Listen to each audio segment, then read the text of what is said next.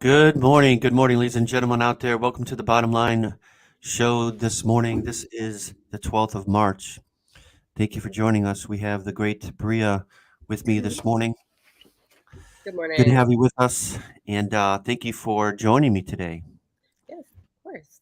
How you Thank you for doing? having me on the screen today. I'm doing good. Doing good. We had a snowstorm a few days or just the day before yesterday, so So is there snow on the ground right now, though, in Missouri?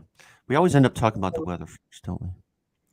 it's so Missouri's weather is so weird. It reminds me of Cleveland weather because it really was so much snow, like sliding. I've slid around with the best of them in Cleveland, but I was Mhm. sliding around out here for the first time in years. And Yeah. yeah, but today it's like yesterday the sun was out, the snow was melt. Like it was like it never happened. So weird. How are you doing? Well, I'm doing okay. We just had a snowstorm yesterday, so I don't really mind it. I don't really have anywhere to be, so well, actually, we're going to my in-laws later on, so I guess I should care. But it stopped, so we're okay. Okay. Well, we begin where the news has been dominating for now 2 weeks straight on the war in Ukraine. Um, there's been so much news and so much material, so many things to digest and new updates by the hour, it seems. Um, so we wanted to open up the conversation. At least I wanted to open up the conversation as to um, what you believe out there, what we believe um, might happen. What are the outcomes? What are the will the war escalate? Will it go away quietly? Um, and how this will affect the world in the future. Um, this is unlike any other conflict. We're getting so much information about it. Um, Part of it is because of where it is in the world, that it is close to Europe, that it is close to a you know close to the industrialized world, and we're going to talk about that and how it is treated in the news.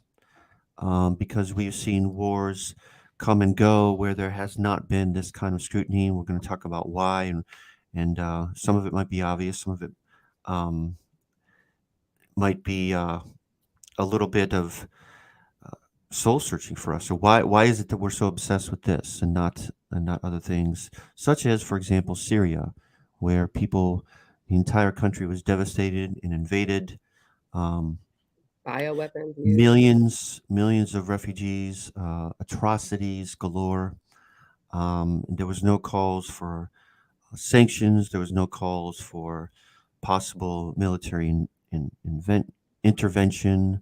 Um, so it's interesting. It's interesting for the world to have this happening. I think a big part of it has to do with the fact of where it is. It's right next to Europe. It's right next to um, Western Europe. It's right next to a place that has such that is swamped with internet access, and you can get images out right away, and you have people on their phones in the street fighting. Um, Whereas places like in the Middle East, that's not as much the case. We had the Arab Spring come and go, um, rebellions against governments and this and that, where we did have some social media things happen, but that was a decade ago. And so this is kind of a new experience where we're getting so much access, almost too much news, maybe, um, about what's coming and what's going on in Ukraine. What are your thoughts? What are your thoughts, Bria? I think that right now, with everything that's been coming out, where we have to be really, we have to be very, really intentional with where we're getting our information about the war from. Hmm. Um, I just saw yesterday a news report where CNN was debunking some of the videos that were put out Yes, by. some of those are interesting, weren't they? Yeah, like some of the videos, like there's this one really.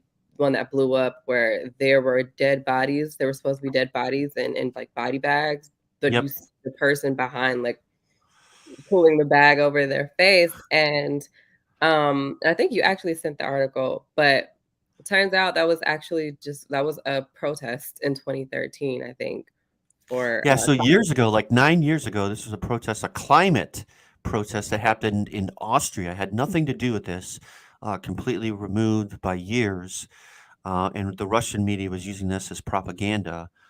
They also used footage from a movie as mm, propaganda to incite their public for this. We've seen the letter Z become a symbol for the Russian cause. And there's not even a Z in their alphabet apparently. So I guess mm, they decided to use Z because it meant nothing else. And I'm not sure why the letter Z is used by the Russian troops, but they plastered it on their tanks and military equipment. And you see, they marched some kids out into the schoolyard that formed the letter Z. Uh, all of this kind of exposes to me what Russia's really like, and we thought that, oh, they're different, they're our friends, maybe we can work with them. No, we can't. none of Not it. much is I've said this before, but not what has changed since they were communist, officially communist, and they were the Soviet Union. To me, not much. They're a little bit smaller and they have less territory, but it's So it's massive. a dictatorship. It's still a dictatorship. They still have a state-controlled media. Um, they might have flirted with capitalism for a while. Um, you have these oligarchs. Another interesting piece of the story is we're seizing yachts and things like that of these Russian oligarchs. Some obscene uh, these boats that they had. Have you seen some of them? They're I know just I'm going to obscene. look Just now. Bring them in here. these cruise ship type of yachts, guys with like swimming pools on their on these yachts and things. So they're seizing all kinds of assets of these oligarchs, trying to hurt Russia any way they can, anywhere they can. I mean, they closed McDonald's for a couple of days. Is it still closed? I So don't there's so much know. news coming out of there. So they closed McDonald's all throughout Russia. Yep, they can't use Apple Pay either. None of oh man. You know what's really sad though about all of this, in my opinion, is that we're we are not we're seeing now like just okay, this is Russia. Like this is the Russia that we've been hearing about on all the movies that we've been watching. Okay, so this is real. But the thing is, the citizens in those kind of in the cities are um they're feeling this. They're just regular everyday citizens, and they can't use their banking cards. You Yeah, know, they're now trying to do converting to cryptocurrency because they can't there's no other way. And it's really sad for people who haven't already invested in that market, like someone like me. I would be really affected if something like that were to happen here in the US. So, but is this hurt? This is not hurting Putin. This is hurting the public. Is this going to make exactly. any difference at all? I think that they're gonna get sick of him. I know I would be sick of the president if I was suffering because of his actions against another country, now the Do whole you think world. there's going to be an uprising in Russia because people can't use Apple Pay? Or Well, I think that it comes down to the other things that make their lives convenient, the inconveniences that they're facing due to Putin's actions. But hmm I there's already been protests, millions of people in the street protesting the war, yeah, because they obviously don't trust their government. They obviously don't agree with invading Ukraine because it's causing them literal financial despair. Like they're experiencing what's happening. And I don't know what the reality is over there in Russia as far as like how Putin cares about hmm I don't think he cares. No, I don't think he I cares think he's either. still He trying to obviously show doesn't. it's an ego, a pride thing at this point in my opinion. I have a picture of this huge yacht though, seized in Italy. It, Jeff is commenting on American Express, Mastercard, and Visa have also been cut off in Russia. Like if you yeah, couldn't purchase anything with your credit card, and the ruble, the cash is bottoming out. That's a real Mhm. problem for 95% of people, probably in there. Um, Just everyday people just trying to live Speaking their of everyday people, so there's been a lot of discussion, and we discussed offline about why Ukraine. Why are we so focused on this? Where there's been wars in the past, where we haven't been such. Um, our media hasn't been obsessed with this, and so I can understand both sides of the issue. Is there unfair treatment? Are we giving these people unfair treatment, favorable treatment because they're white and they're European? Yes, that's true. Um, Also, though, I've heard commentary. It's because of who it is. It's because it's Russia. Because Russia is a nuclear power and can launch nuclear missiles at us, at whoever they want.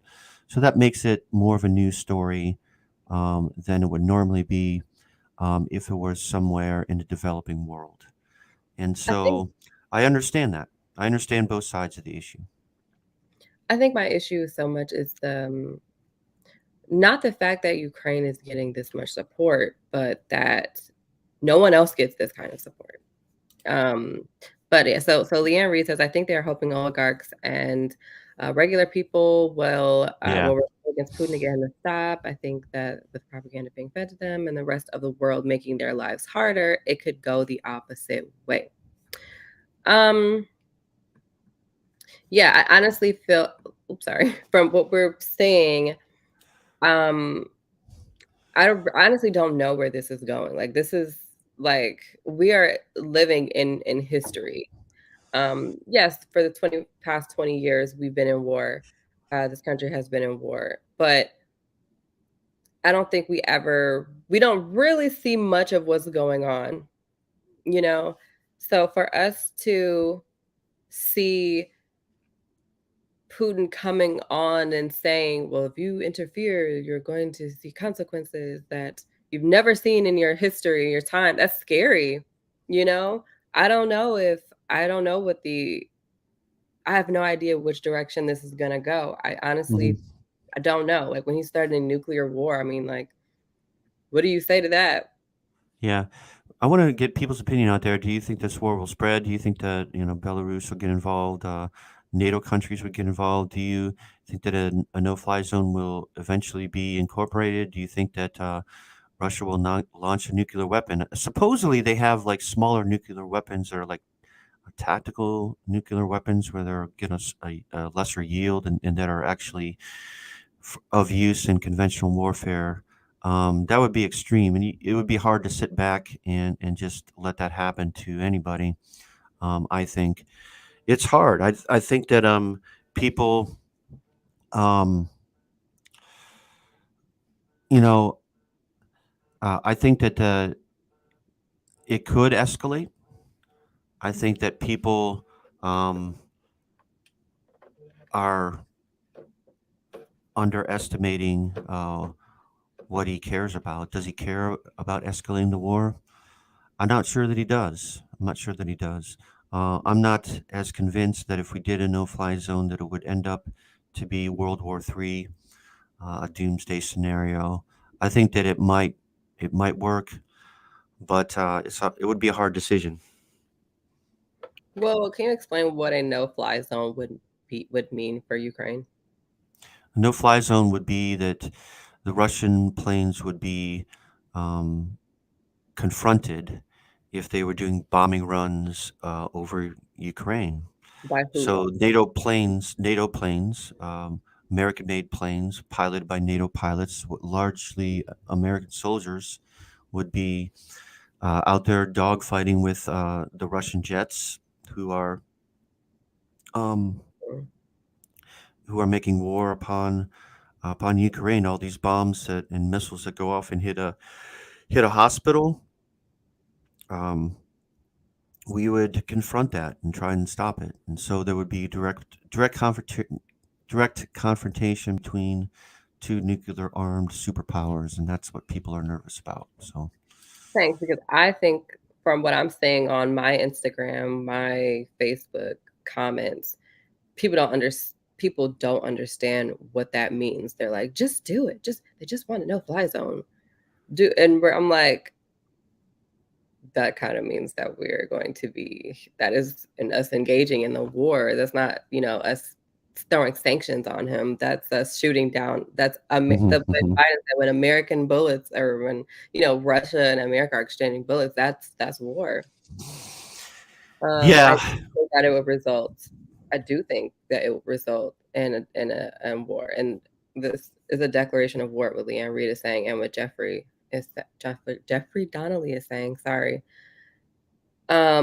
That's a quick escalation in my mind. That is a quick escalation, and then we're sending American soldiers again to fight, and I'm not sure. So, are there already US soldiers over there right no, now? there's no U.S. soldiers in Ukraine.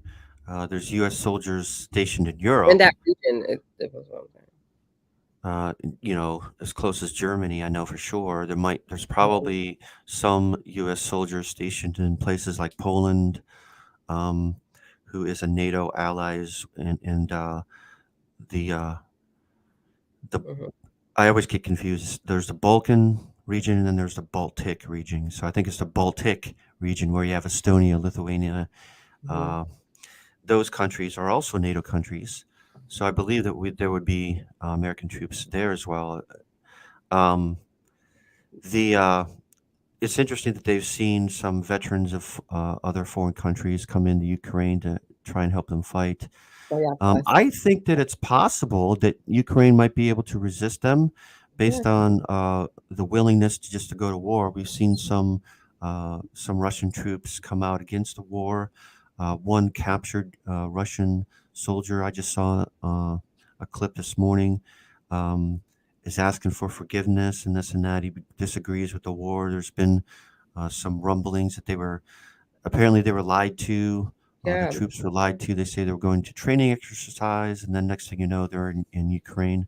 So I actually feel sorry for Mhm. those Russian troops and their Yeah, families, good a lot of which are dying, and they were lied to, thinking they're going to a training training. exercise, and then they invade a foreign country and under orders. So I think it's possible that Ukraine will be able to resist because they're not going to want to occupy Ukraine if there's going to be a constant guerrilla war against them. Um, and so they would get bogged down, just like they did in Afghanistan in the '80s, and that's happened to the United States, of course, in similar wars like Vietnam. They're not going to want to continue to occupy a country that's hostile to them and that's going to resist them at every inch. Uh, they might be able to take over cities for a time, but they're not going to be able to subjugate the population, and it's going to be a losing endeavor for them. And I think now too, they're just angry right now because it went from now they're bombing hospitals. Like, they're hitting hospitals and, they bombed a college with or the not a was it a college that they bombed? I didn't hear That about a college, but I believe it. I mean, or that no, no, sorry, the Freedom Circle. oh yes, And so it's like, at first they were saying Russia was saying we're just targeting military bases and things like that. And it's just like, what? How? There's nothing military in this area at all. And now it's kind of like retaliation to Ukraine pushing back and actually doing I guess I would say a good job. It's like they've strategized now, and there's just a video just last week of Russian tanks being ambushed in Kiev. yeah, But we've seen this since the beginning. Like they've had like aisles of tanks that have been destroyed. The citizens are making tank traps and they're making Molotov cocktails and there's a video of a tank coming through a neighborhood and they're just like throwing fire yeah. at it. There's people. You There's people like on top of them. Uh, And Putin hates that. He doesn't like seeing that being televised. Like it's all over the world. Like these videos are circulating all over the world. And so I feel like he's retaliating and just bombing whatever, whoever. they bombed a maternity hospital, and I guess you could say that it was a mistake, but still, How do you do that by uh, mistake? exactly. How do you do that by mistake? How do you mistake that for a military target? There's Some no some of way. the experts that I've seen say that they lack the targeting technology that we in the United States use. Okay, but still, hospitals really?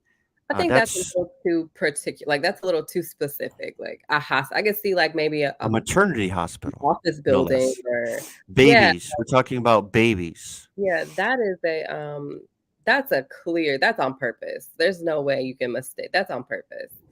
Um, I mean, that's just it's a lot. Yeah, Putin Putin miscalculated, swallowed. Go ahead. and swallowed a is that a saying? Swallowed a porcupine? That's the first I've heard of it. So maybe that's a Texas thing. I li I like that. Thought Ukraine people were going to be happy to be a part of Russia again. He had a total misconception of Ukraine populace desire for Western and democratic freedom. Yeah. Yeah. That's exactly right. I think the Um, best. Go ahead. no, that's I all I think was the gonna best case say. scenario is that the West, NATO, the United States do not get involved, that the Ukrainians are able to resist to the point of it's not worth it for Putin anymore. And then within Russia, there's a such an outcry that he will be removed from power. That's the best case scenario. So I How does it think play out though? Like, how does that happen? How is that supposed to happen, do you think? I don't know. That's a good question. I mean, it did happen. It's happened before. It might take some time. Might be painful for the country, but people are getting in prison. People are in Mhm. Russia for and this is just after 2 weeks. Thousands of people. Um, that's not sustainable. Right. Um, the And more light you could put on it, and here's an argument for covering this the way they have covered it is that the world will see um, how terrible it is. And war is terrible. I mean, things happen in Yemen uh, right now that are terrible, um, and they happened in Syria. Very terrible, terrible things. So people will see what this is like, and they see it in Russia, hopefully. And people who can navigate through the BS will see that this is egregious and demand Putin be removed. It's still um, technically a democracy, although um, not really, but it's possible. I'm gonna say we've seen people assassinated. We've seen, you know, there's oh, what is his name? He has protested against Putin many times and now he's in jail right now because Yes, he came yes. back to Russia I, what did he come back for something. He was out. I don't know why he came back, but he's in jail now. So here's a. I heard an interesting story this week about how we have appeased Putin throughout the last 15, 20 years and tried to uh, be nice tried to and be his kind. friend, tried to be nice to him, try to work with him despite all these different things. I mean, this isn't the first time that he's done this. He uh, Yeah. Crimea, of course, in Mhm. 2014. Yeah. We had the time Georgia, Chechnya, back in the 2000s. Syria This isn't wasn't the first time that he's tried this kind of thing. Um, this time it's on a bigger scale. It's not the first time. He was basically he propped up the Syrian regime to yeah, I was commit gonna all kinds of atrocities there. intervention, So military intervention, yeah. to pretend that at any time that he was someone to work with was a mistake. Mhm.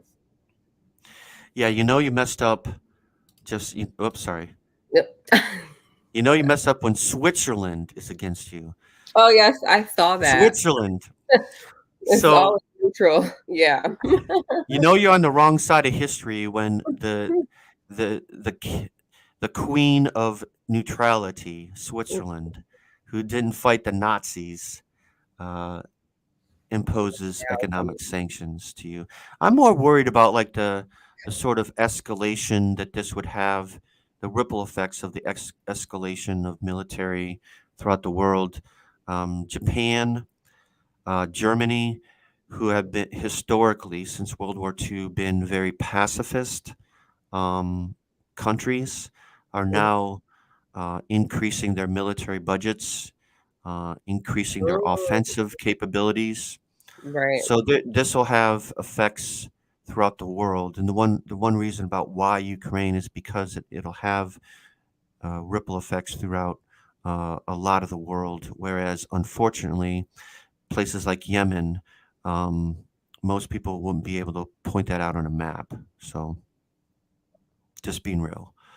I But we agree with need to you we need here. to we need to be able to understand what war is like in the 21st century, and it's not pretty. It is not pretty. Not pretty, especially with all this new technology.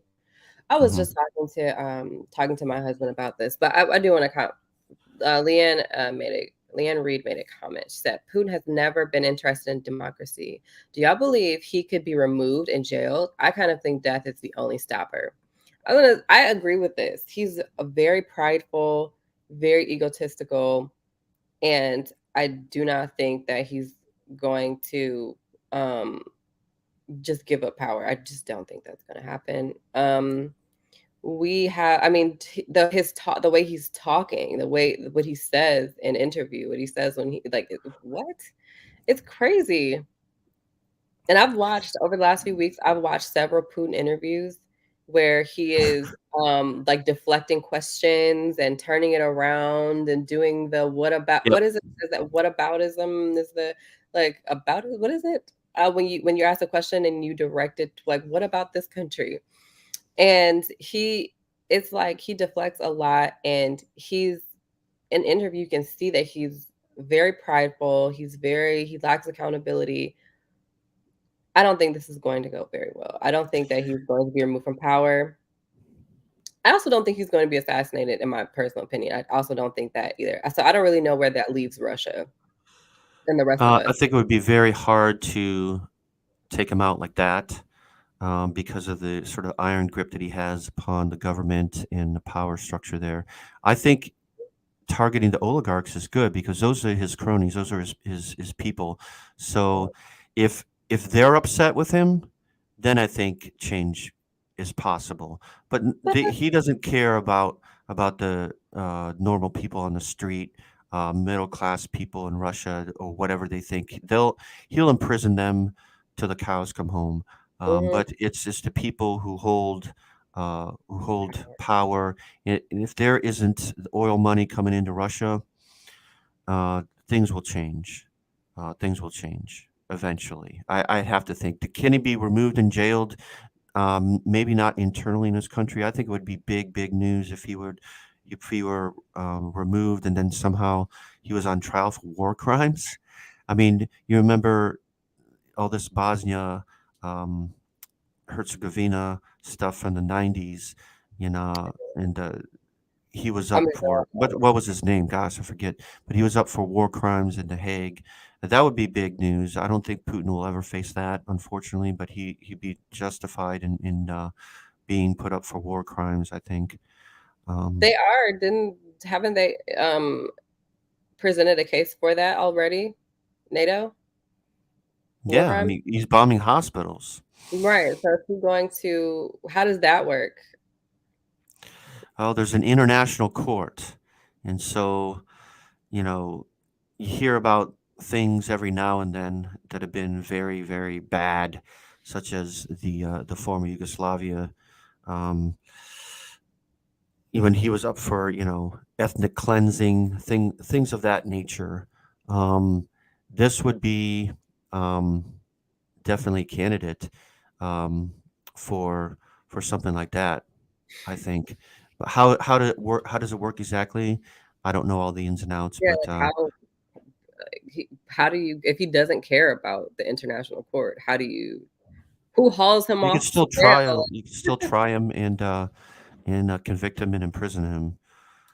Jeff says Putin Oh. is Right. hardcore old school KGB. Very, very true. He still believes that he functions as if the USSR is still a thing. Um, he wants to restore the empire. This is all true. Um, his latest excuse was that the U.S. is helping to sponsor chemical weapons labs in Ukraine. I heard that story this morning, so it's like, oh, what else can we make up? Nazis. Let's play that card. Let's play the chemical weapons card. Uh, Mhm. d- Sounds familiar. Uh, so yeah, he'll use anything. So this is what Um, they're feeding to their cities. This is what they're feeding to their citizens in Russia, right? Like to Yeah, justify they're the they're feeding at first it was it was Nazis, and he neo-Nazis. wants to denazify uh, Ukraine. That the Ukrainians were actually perpetrators of ethnic cleansing upon Russian-speaking citizens of in the eastern part of the country, and so that's the justification they use. Jeff says that oligarchs don't have as much influence. Put that up again. Oligarchs have is considered part of the state. Putin created most of the oligarchs that exist because of him, right? Um, but money talks, isn't so. I'd like to hear more about that of why he believes that it's not going to have as much influence on Putin as Yeah, we think. The sky's the limit on Putin's lies. Leanne says, I heard yeah. Fox trying to further the argument of chemical weapons.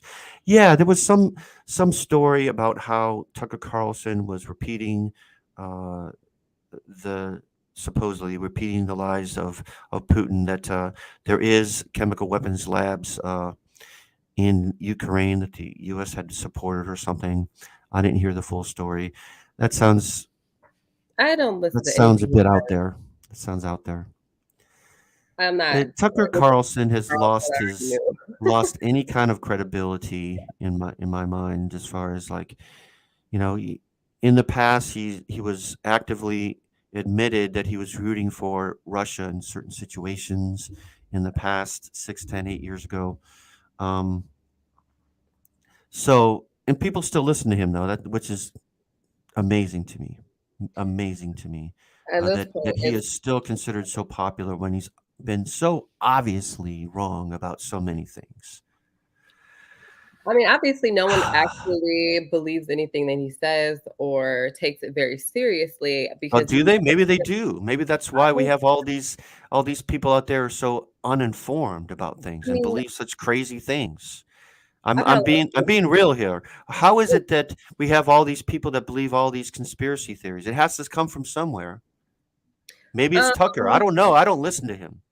I was gonna say, and Help I've me never out, Bria. heard anyone quote Tucker Carlson, and I mean, I've had a lot of Facebook debates with a lot of crazy deranged folks, and they've never. And I mean, these are dedicated Fox viewers. I have never heard anyone really. I've never heard anyone quote him. I think I've in my mind, I've never heard someone what Tucker Carlson said.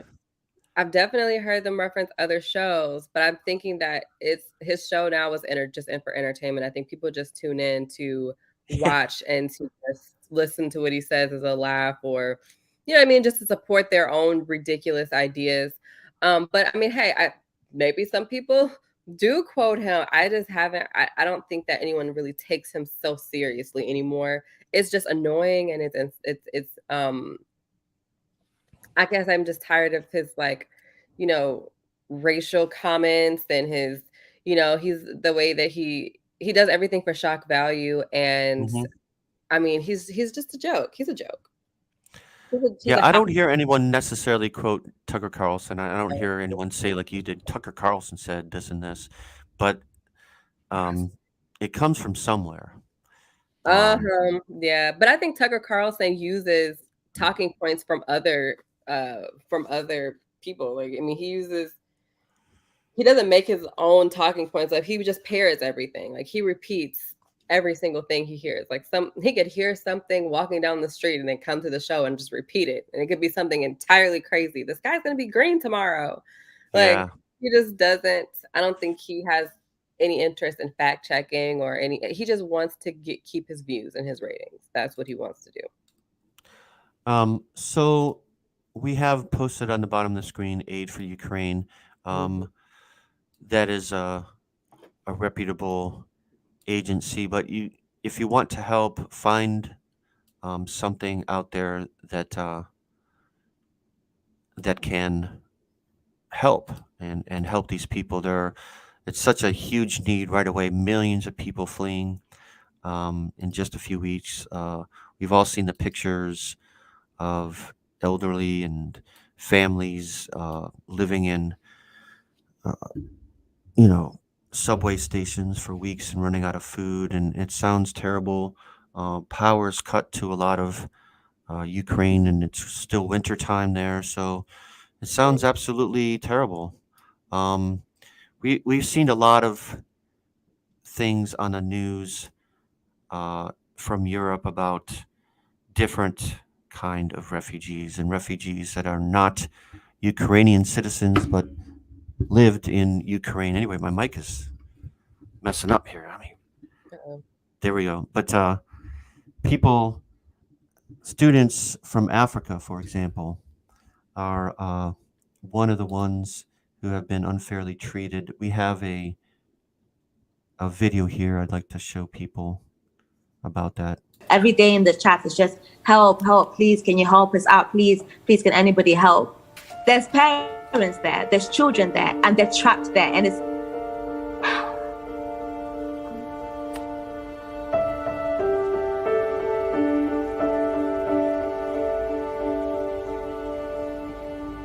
when the news came about what happened in Kiev, we were scrambling to get like supplies together because we knew we had to leave. The next day, there were sirens that went off, so we immediately decided to leave. We left everything and we headed to the border of Romania.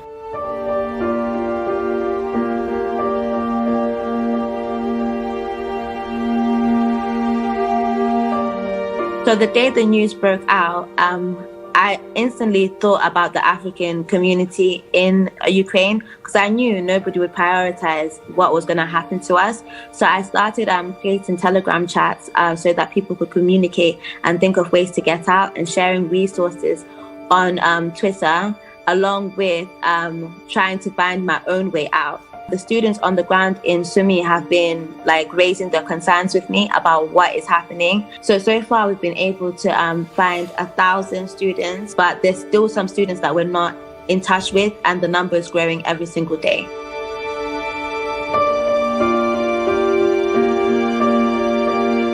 So currently they're all packed into like little areas in hostels together because it's not safe. We've been told that they're now running out of food.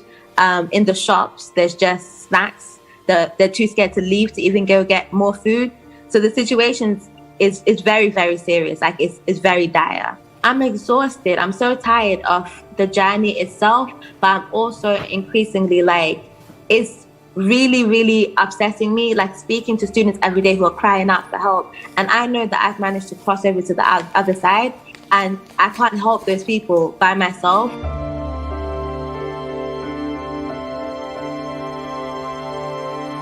We realized that trying to put the buses together ourselves without any support from any convoy or anybody who can assure their safety out of Sumi, we may be actually putting their lives in danger. So now we're just trying to raise awareness of the situation and appeal for help at the powers at be.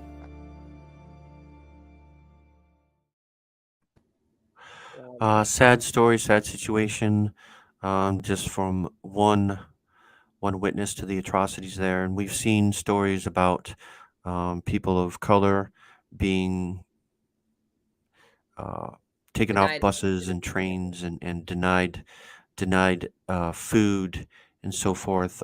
In looking at doing research for this show this morning, I saw a bunch of there are still refugees from Syria who are homeless in Europe. There's still refugees from Afghanistan, all the way in Afghanistan, in different places in Europe, living, in the woods. And now with this Ukrainian crisis, they're being offered, places to stay, food, medicine, a 3-year visa in some cases. Not that we shouldn't help those people, but it is unfair. It is unfair the way we treat people from different countries, um, and it has not been it's not been equal.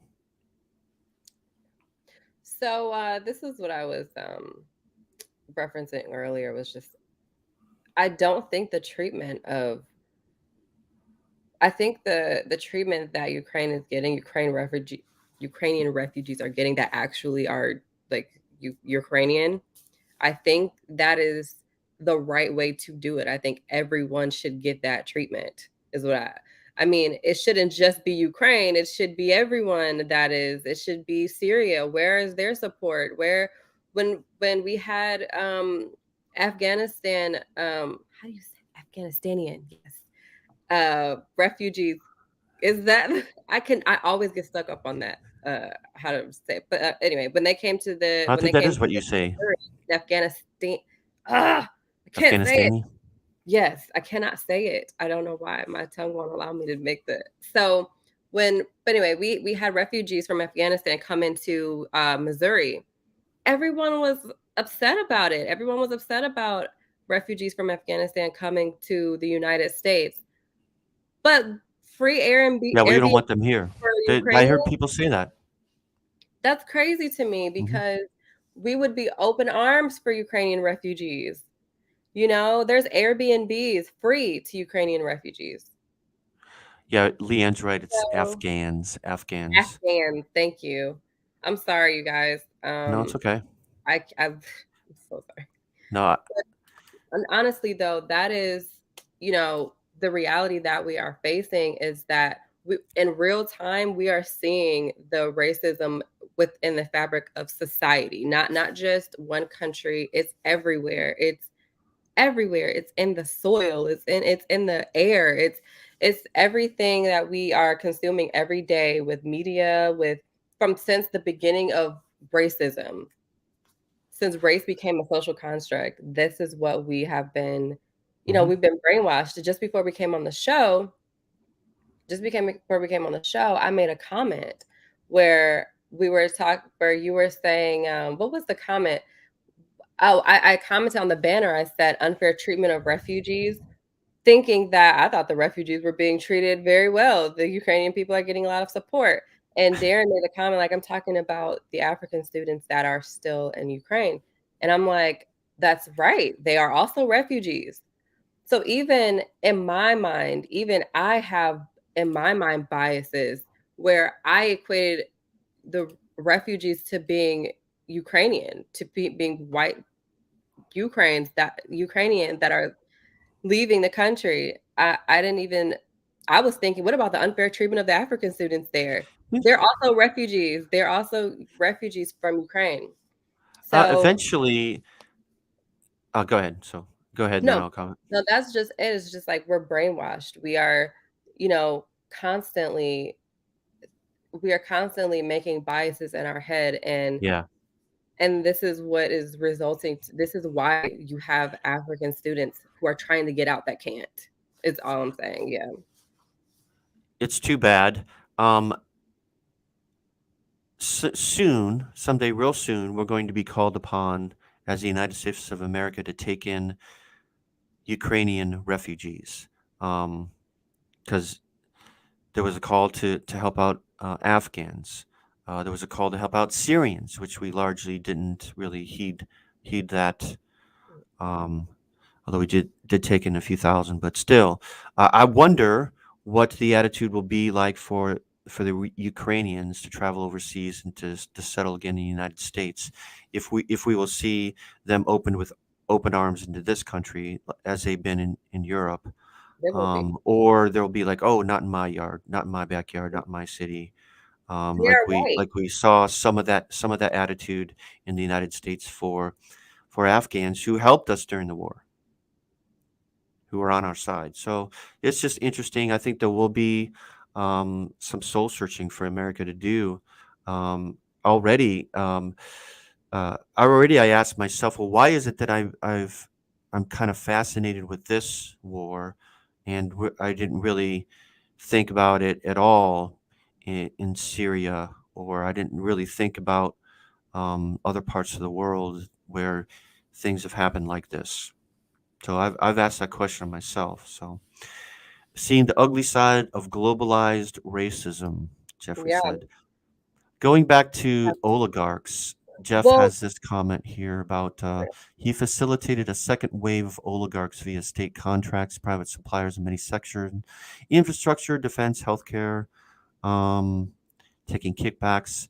Putin enriched a new legion of oligarchs who owed their enormous fortunes to him. So he sounds like he knows better than I do. So we'll see if the oligarchs put any pressure on Putin at all. I hope I they guess do. I'm wondering. I guess I'm gonna go back to this. All right, the unfair treatment of refugees, just real quick, and then No, I want. go. So why I wonder why the news coverage of this has not been so great. Like the news coverage hasn't really been that great with covering their stories. Previously? I think now too. Oh, Like you it's think they're dropping the ball in the coverage? I do. I feel that I don't know. I honestly don't know why because this is where is there a link to the aid for people of color in Ukraine who can't get out, who are running out of food? Where do we find those resources? I think I'm going to look online today too to find where can I think the media coverage keeps it in our faces. I missed that entire thing. Sorry. Middle Eastern countries were not featured daily. They weren't. No. I don't the thing is too with that is I understand that like you were saying there's a lot of social media and there's a lot of like there's more opportunity for it to be televised like and shared on like Instagram and things like that when you're in like with this Russia Ukraine war. um I've never seen social media coverage of anything like this ever in my life the way it is. I mean there's No, memes, there's it's different. It's very TikTok, different. there's reels. Yeah, there's a ton of like You know, we're videos that getting we're getting like updates like on the hour from the people fighting in the streets. I yeah. mean, Yeah, like their that's videos, they're sending it to like on Instagram and TikTok. yeah. I mean, there are TikTokers explaining the conflict in comedy. They're like explaining it. Like I just watched a video last night where it's like this guy, his face is on the map and he's Russia and he's Ukraine and he's the US and Canada. And he's like, Russia's like, stay out of this, US, before I nuke everybody. And like, and then the US is like, oh, yeah, well, that's not none of our business. And it's just like the commentary on it. I think it's getting so much coverage because they are on every platform. And it's not just, news, crews. It's people on the ground. Like it's people experiencing it that's sharing So I'm thinking we don't really see a lot of that um, in the Middle East. We're not seeing a lot of that or we're not seeing that from Syrians. I haven't really seen any really shared. I mean, the stuff I'm seeing is more from news articles and news clips, videos. I think So one of the attitudes that I've heard before when something happens in the Middle East is like, well, those people are always fighting. I've heard yeah, people say that. Those people are always fighting, so that's what's the big deal?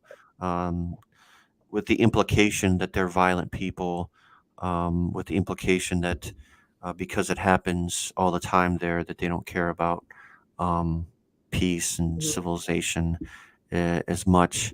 So yeah, it's going to be interesting to see in the weeks and months ahead. But that's what I was saying about the Prince William comment when he said that it's Yes, alien to Prince see war William. in Europe. He just said it, and I do think that the media definitely took his comments like out of context. Like they took what he said out of context, but at the same time, there were some really important points that were made. Um, basically, Prince William did an interview, and he said, he's devastated by what's going on in Ukraine, and that they stand with Ukraine, and that it's alien to see war in Europe, or that's what he said. But I think people took offense to it because it's Prince William. part of the Well, royal what family, about colonized everybody. let's talk about that for a minute. So what exactly in that statement is offensive is to me? It's like, is it the alien comment? It's alien for us in Europe. Is that what people took offense to? I think yes, because it goes towards the entire idea that Europeans or just the world, the Western world, understands why everyone else goes through war and civil Uh-huh. war. And like they always reference Uh-huh. Afghanistan, they're always referencing um, lesser developed countries. And it's kind of just like, you know, you can't it's like how can you understand what everyone else is going through but you isolate yourself from the situation? Ukraine has been having tensions with Russia for a long time. Okay, so like I understand what you were saying was that like if war were to happen on US soil, right, we would be Right. like, what? I can't believe that's happening in the United States. Yeah. True, but the United States That would also exactly be our outside attitude, right? That would be our attitude. We would be like, we haven't seen a war in on this soil since the Civil War. People would be saying that. Say, I right. can't believe this is happening here. Right. But when we give the reason why, it's because I can't believe it's happening on our soil. We've never had war on our soil before. I mean, Hmm. well, obviously the Civil War, but we haven't, had active like combat here. Hmm. Europeans are saying these are white Christians. These are God's people. Okay. These people are civilized. They have good jobs. They have brains. This is the attitude that's coming out. And it's so insulting because when you have other countries who are Hmm. going Hmm. through Hmm. this, it Like, means wait that a you minute. people Are you don't. saying that we're not civilized? Are we saying we're Yeah, not educated? Are you that's saying the that attitude. we are savages? But it all No, I goes think towards that white superiority complex. Okay. I It's a think that it's not only thing.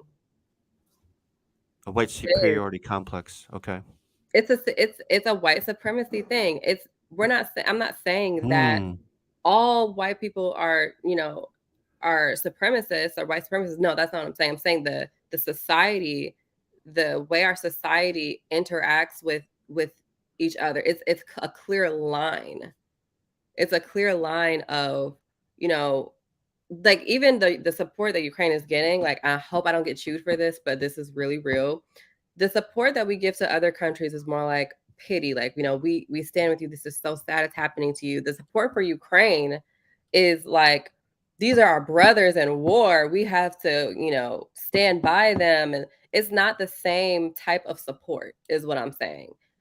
There's a clear line there from the very beginning of this. There was a clear line of, this is, I mean, I don't really know how else to explain it, but this is a clear line with how the support for Ukraine, the support Okay. Ukraine is getting is different from the support that any other country that we've seen in a Hmm.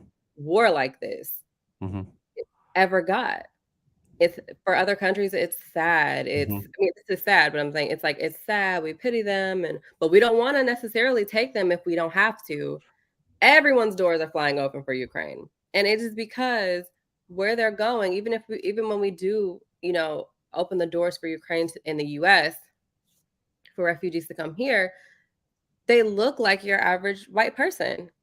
You're Hmm. not even going to notice that they're here. In fact, Hmm. it might be better for um not trying to say that everyone's supremacist, but I'm saying like it goes towards building the majority of white people in this country. Like they they look like your typical white person. So Yeah. I don't think that Ukrainians integrating into American society is going to be so hard other than cultural differences, to be honest.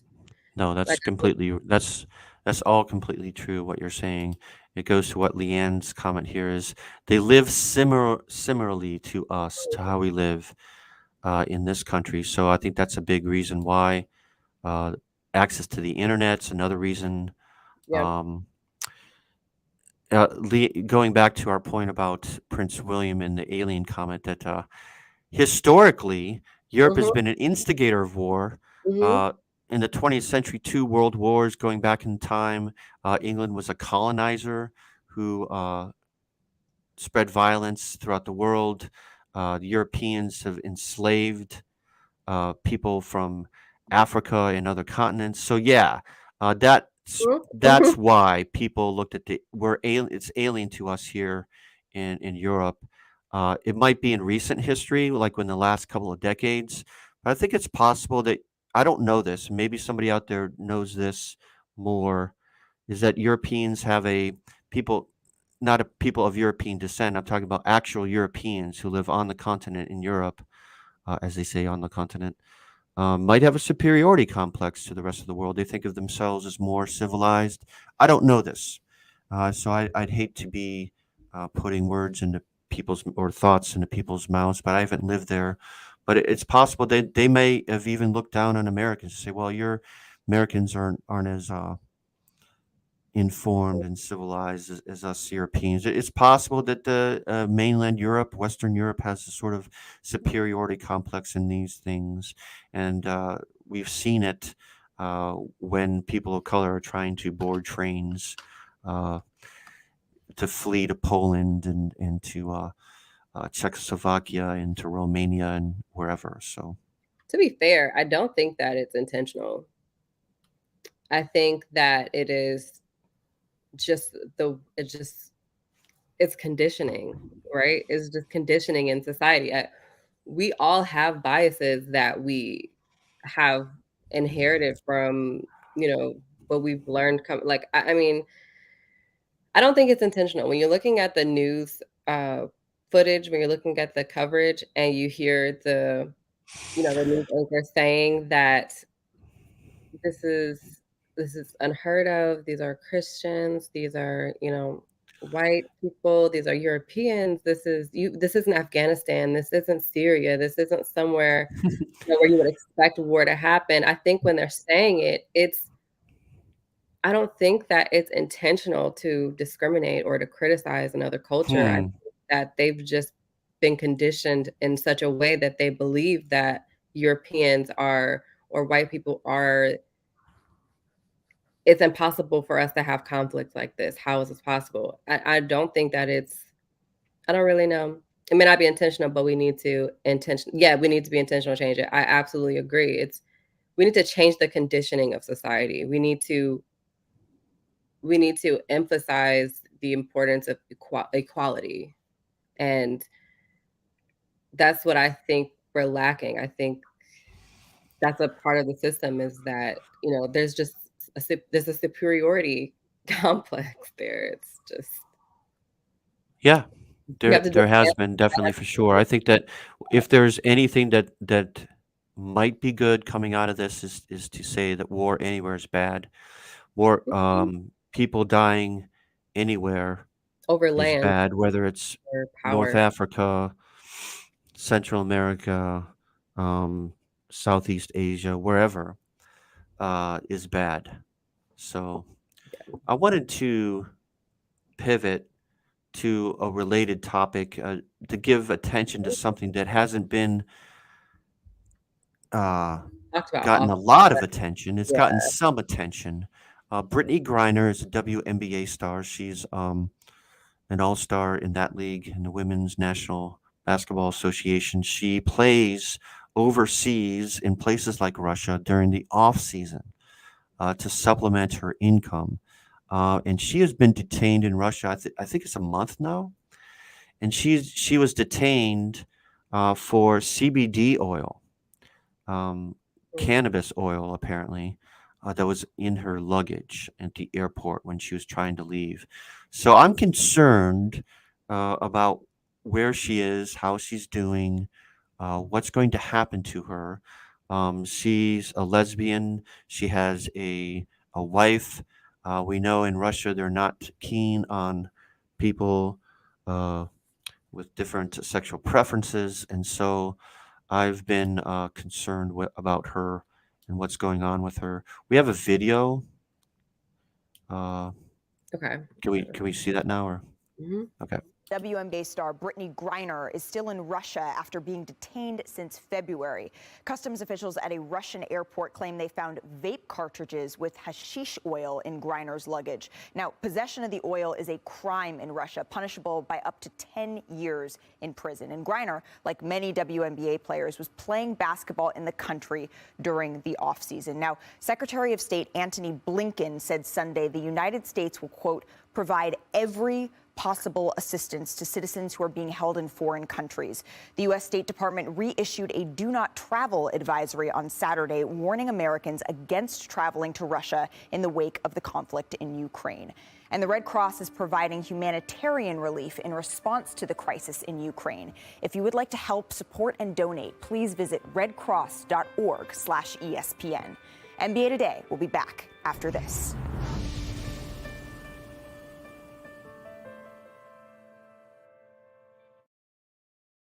Yeah, there was some questions as to I heard CBD oil and this said hashish, which is different. It's not CBD. So I mean, they could say that it is, and it's actually CBD oil. I don't know. Okay. It could be hashish, and which in that country is illegal. But come on, it's not something that She should be in people jail for a should be month in for it. prison for. It's not something that people should be in jail for.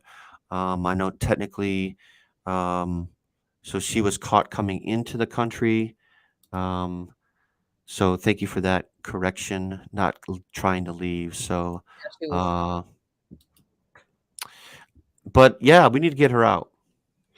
My question is, We need to get her out of there. do you think that this has anything to do with what's going on right now? Like, do you Sure it think does. that maybe she would be released if this current Oh, situation were not sure. Sure. I believe so. I think because of international tensions are high, and between the United States and Russia, they're going to milk it for all it's worth, and to say, hey, we have this famous American. Yeah, we're going to hang on to her. We're going to hold her. We're going to detain her. Um, and it's a way that they can stick it back to us. So I've been seeing a lot of questions online. Well, first I want to say this. I saw this comment that I chuckled a little bit, but I didn't mean to chuckle, but I did. And it was, if Trump was in office, she would have been home like 2 days ago or something, like last week. Now I will Add that to the list of what would happen if Trump was still president, right? We'd have lower gas prices. Russia would have never invaded Ukraine. They wouldn't dare. Add it to the list. would have Let invaded. me get out my notebook right now. Write it down. And you know what? Trump would have been like, I can't stand talking about him, but I do think Trump would have there would be no sanctions. I don't think that he would have interfered at all. But I will say that he did get A$AP Rocky. I don't know if you know who that is. It's an American rapper. He did get him from, I think he was in Korea, or where was A$AP Rocky detained? I think I remember that story. Was it North Korea? I I mean, think it wouldn't be South Korea, but he was in Sweden. Sorry, he was arrested in Sweden. Sweden. Yep, he was accused of aggravated assault, and he was back home. Now, the problem with the comment, the comment that I had was, if Trump was in office, she would have been home. Whatever. And it's kind of just like, no, she wouldn't be, because she's in Russia, not Sweden. Or I didn't know it was in Sweden. I thought it was somewhere else, but there's a war going on. She would not be home. You think that Biden's trying to negotiate with Putin about this right now? I saw some comments about, Maybe. what is he gonna say? Like, how does that work? Like, how does that conversation go? Like, hey, I know that I slapped sanctions on every single thing that you love and care about over there, but can we I please don't get know what our he new would say. NDA power back? That's Say, kind of can we have Brittany back, and yeah, maybe we'll open some McDonald's in right. Like, Moscow? I mean, but that seems so weird and petty. It seems like it's I like that's what I was thinking. It's just like this is such a weird conversation to like a negotiation to make. But I saw some comments where like why does she have uh hash oil? They were calling it hash oil. Why are they calling it why does she have Whatever, the oil in her? whatever it is, Why does she have this or that? She should have known better. And I think the question maybe. I have all the time really is, so I'm sorry, let's go back. So the questions I've been saying a lot were, why is she in Russia? Why is she even over there? Like, what is she doing in Russia? People don't understand that WNBA players are not paid like NBA players, and they have to supplement their income off season. So a lot of the WNBA players, they go to Europe to They play. play overseas. Yep. But yeah, not just Europe. They go overseas to play. But Yep. there should be the argument should be, or the conversation should be surrounding why they're not getting paid enough to stay in the US off season and still be okay. I Yep. think that should be some responsibility is on the United States for her even having to supplement her, her income in Russia. So, and she's a very well-known basketball player in the United States. Like she's not someone who's riding the bench. She's playing. She's an active, WNBA player. How tall is she? She was 7 feet tall. She's Is 7 that feet how tall tall. you said she was? Yeah. So this has been an ongoing battle for a long time, an ongoing debate with WNBA players, how they're underpaid, how they are. I think her salary is 227,000 a year. There are bench players in the NBA that make more than that per year.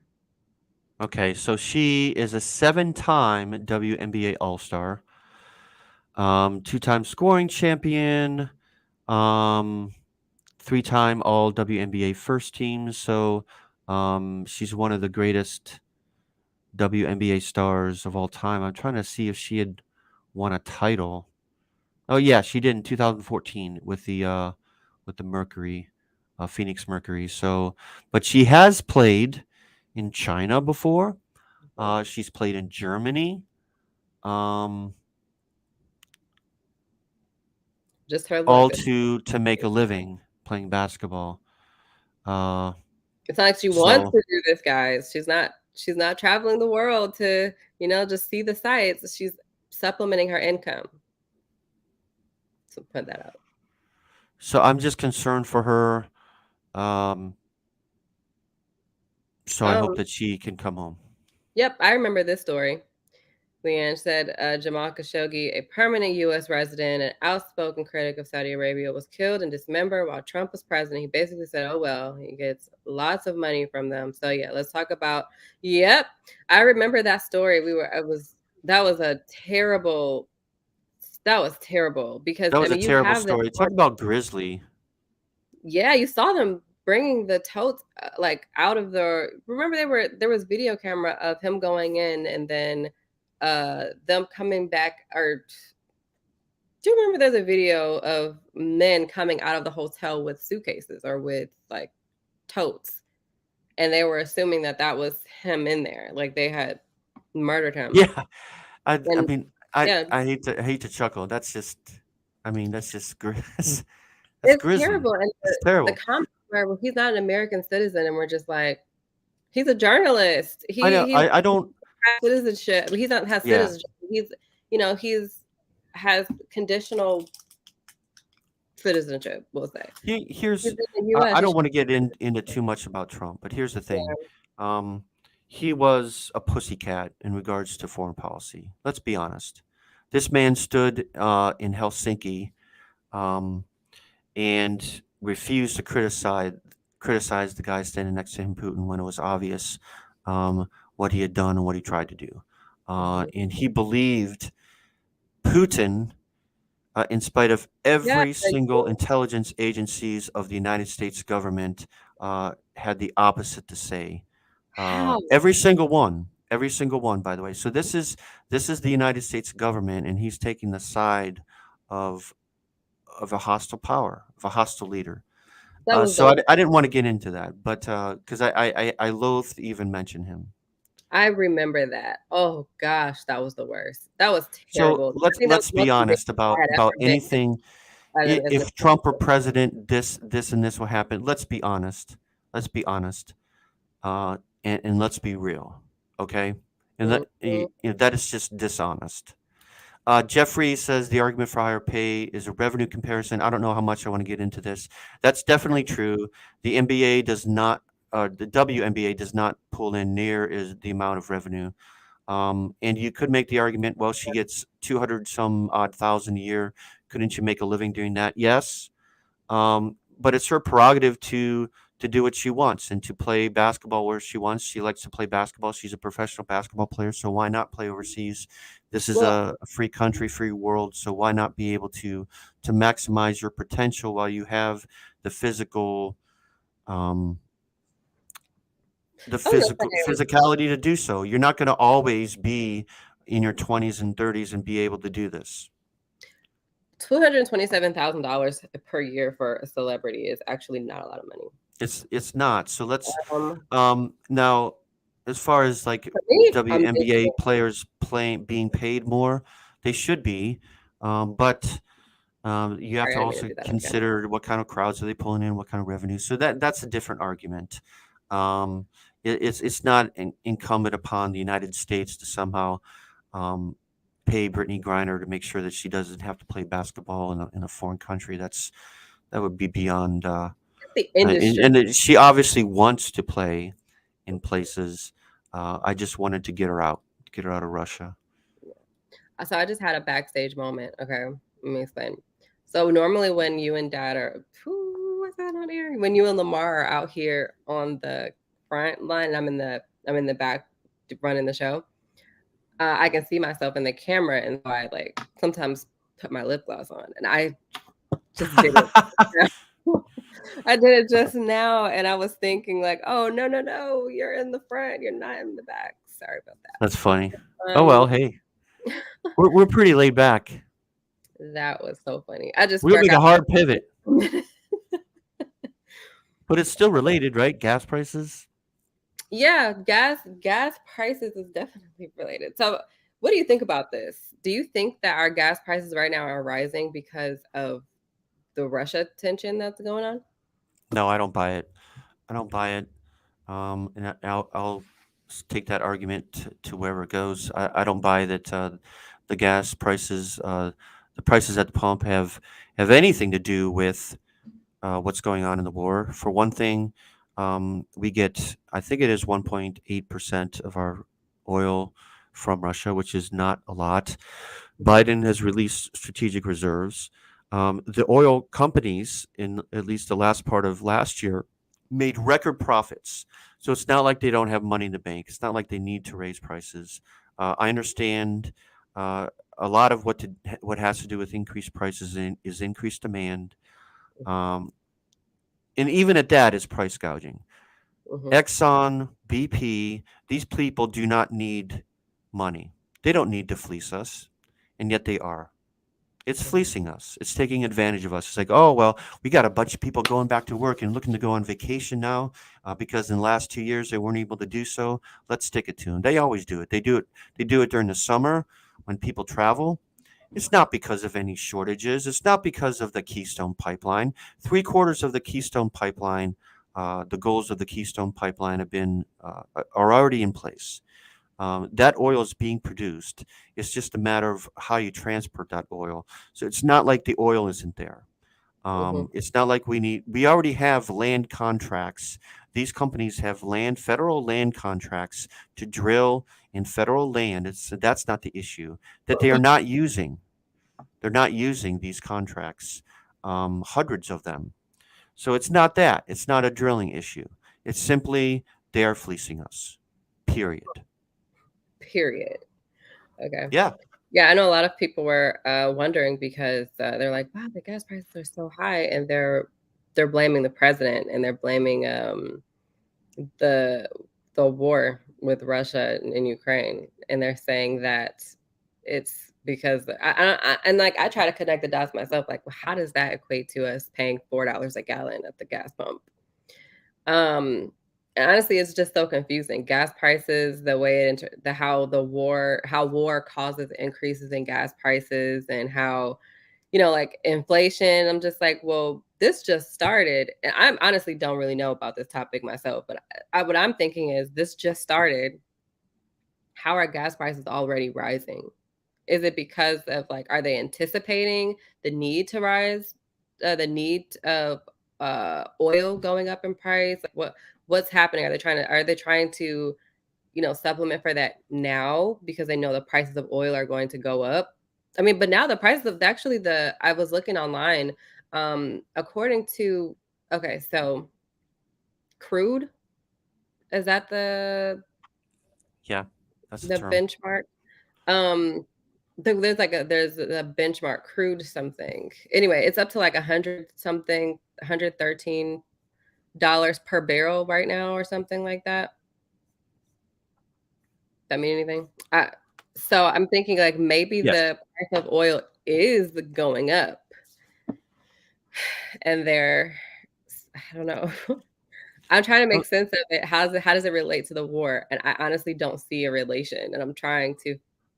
I mean, well, I mean, there is probably some trickle down effect as far as like prices in Europe are going to be inflated because they do rely a lot more heavily on Russian oil and they've Russian already energy. done So their. it'll come back around.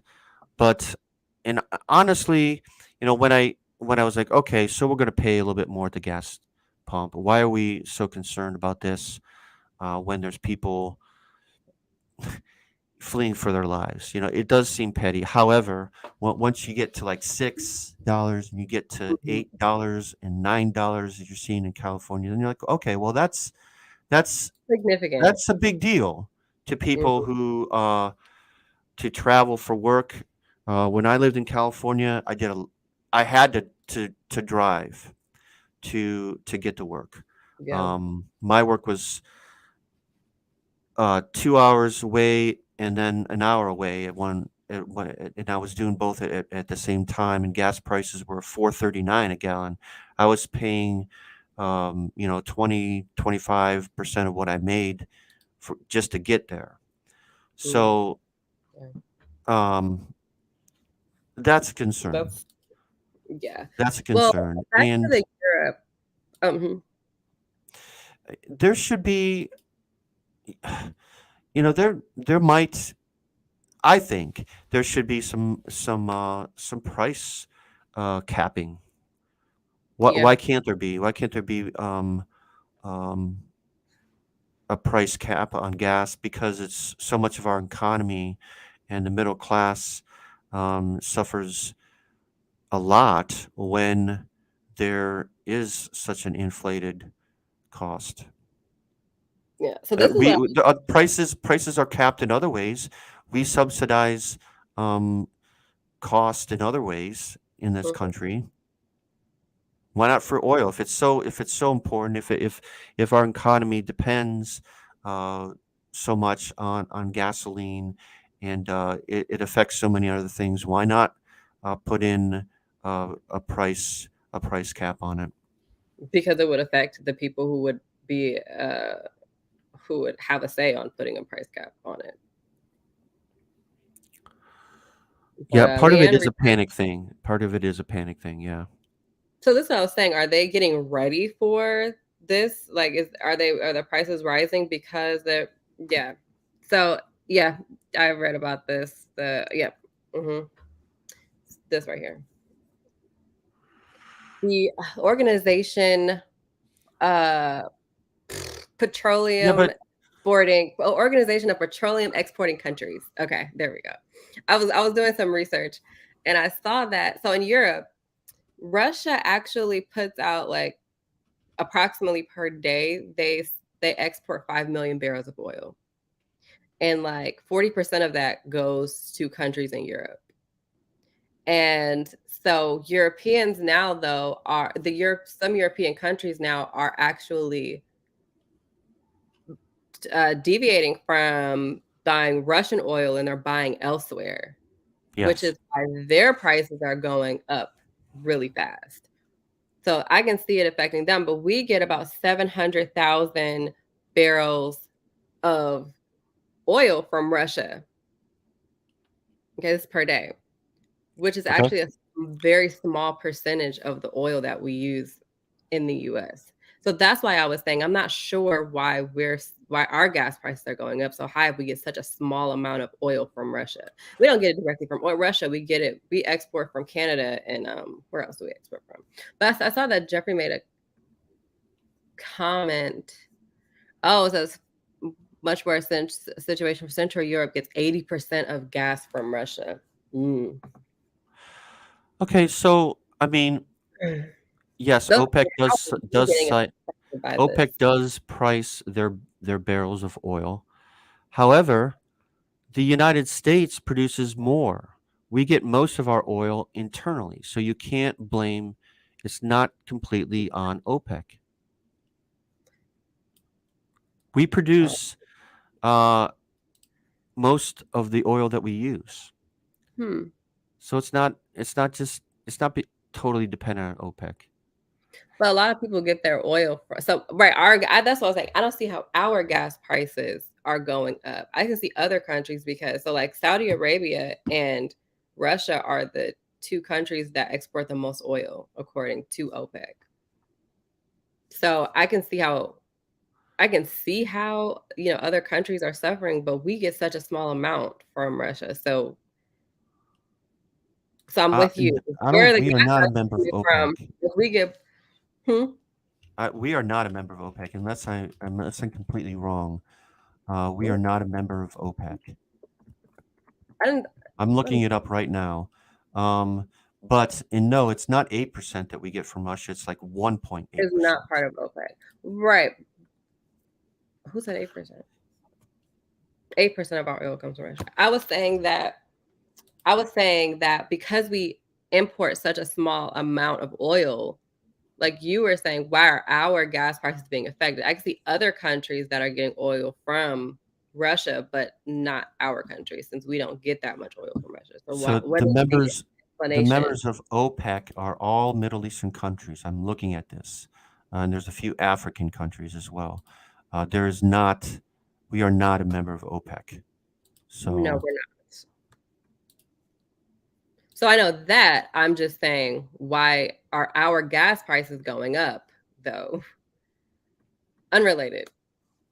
We're not because they're exporting gouging us because they can because they can charge more just because they can. There's So that's nothing the in I'm this trying to get country towards. that stops companies from gouging the public. Now you would say that, well, competition, right?